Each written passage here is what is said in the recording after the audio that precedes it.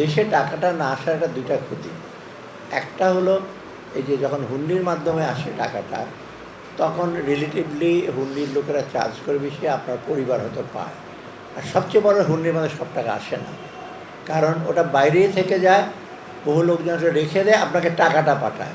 ওই যে আছেন না, আপনাকে মেসেজ দিল, একটা হুন্ডা করে চট করে মোটরসাইকেল করে সকালবেলা দিয়ে চলে গেল, কিন্তু আসলে তো ডলারটা আসে না, বা পাউন্ড স্টার্লিংটা আসে না। বা না আসার ফলে কী হয়, আমাদের যে বৈদেশিক মুদ্রা রিজার্ভ, আর আপনারা জানেন যে foreign currency is a backup of our, টাকা ছাপানোর একটা backup, gold, foreign currency, foreign reserve, এইগুলো। আসলে কিন্তু আমাদের ক্যাপাসিটি, অর্থনীতির যে একটা সক্ষমতা, ম্যাক্রো ইকোনমিক যে আপনার ব্যালেন্স, সেটা কিন্তু অনেকাংশে কমে যায়। এটা কিছুদিন আগেও দেখতেন কারেন্ট অ্যাকাউন্ট ব্যালেন্স নেগেটিভ ছিল, ফাইন্যান্সিয়াল অ্যাকাউন্ট নেগেটিভ। কারণ হুন্ডি এবং আমাদের রপ্তানিও কিন্তু বেড়েছে, আমদানিও কিছু বেড়েছে।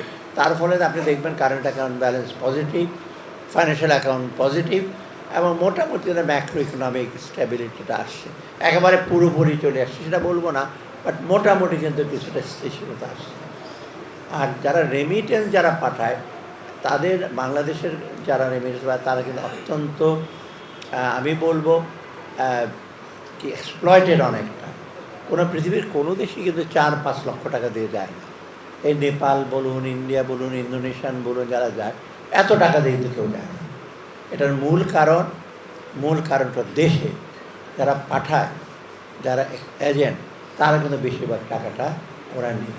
ভাড়ার টাকা কিন্তু এত হওয়ার কথা না, মেডিকেল এক্সামিনেশনের টাকা আছে কিন্তু সবচেয়ে বেশি।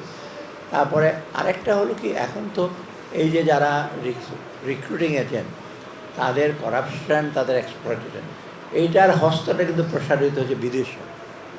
আমি বলবো না দেশে, যে যেসব দেশে পাঠায়, এই শুনে যে তাদের অফিসিয়ালরা অনেকে আজকাল টেবিলের নিচে কিছু টাকা পয়সা রাখে, এটা কিন্তু কস্ট বেড়ে যাচ্ছে। আপনারা দেখবেন ওখানেও কিন্তু যাদের যেখানে পাঠায়, যারা হয়তো সেটা পাঠায়, তারাও কিন্তু এই টাকার ভাগিদার, হয়তো কম কিন্তু বেশিরভাগ। তো এইটাতে তারা এক্সপ্লয়েট হচ্ছে, বেতন ভাতাতে যা পায় সেটা কিন্তু আশানুরূপ না অন্যান্য দেশের তুলনায়। আর সবচেয়ে ইস্যু হলো তারা বেশিরভাগ আনস্কিল্ড, এটার কিন্তু এক্সপ্লয়টেশন নেই। আপনি যেখানে যান, বাইরে যাবেন, বেশিরভাগ দেখবেন। আমি কয়েকদিন আগে তো মদিনার থেকে আসলাম ইসলামী ডেভেলপমেন্ট ব্যাংকের মিটিংয়ে, দু একটা হোটেলে, আমি যে হোটেলছি, আমাদের অ্যাসিস্ট্যান্ট ম্যানেজার ক্যাটারিং, সে বাঙালি, কিন্তু বেশিরভাগই ফ্লোর ক্লিনার এবং এসে। কিন্তু অপরপক্ষে দেখেন একজন শ্রীলঙ্কান, একজন ইন্ডিয়ান, একজন পাকিস্তানি, সে মোটামুটি either manager or assistant manager or ডেস্কে বসে। অতএব তফাৎটা হলো, তারা মোটামুটি লেখাপড়া শিখে আসছে, ল্যাঙ্গুয়েজটা ভালো জানে এবং তাদেরকে প্রেফার করে। এখন আমাদের সময় হয়েছে কিন্তু কিছুটা একেবারে আনস্কিল লোক এসে চলে যাওয়া, সেটাকে আমাদের রোধ করতে হবে। সেটা কিন্তু আমাদের উপর ডিপেন্ড করে বেশি।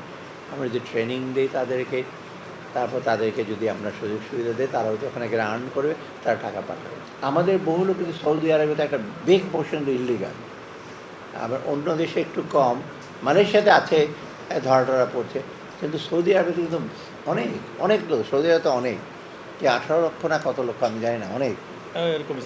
এবং তার মধ্যে একটা বিশেষ অংশ কিন্তু জেলে, এবং এদের ব্যাপারে কিন্তু আমাদের অ্যাটেনশনটা একটু কম। জেলে গেছে, হয়তো কোনো অপরাধ করে না, বা মাইনর অপরাধ করতে পারে, বা হয়তো কাগজপত্র নাই, কিন্তু দিনের পর দিন এইটা আমরা একটু এখন আমাদের দেশে আকর্ষণ করেছে। এদের ব্যাপারে লিগ্যাল এইড বা যেমনি ওদের, তো আমাদের ওদেরকে অ্যাড্রেস করতে হবে।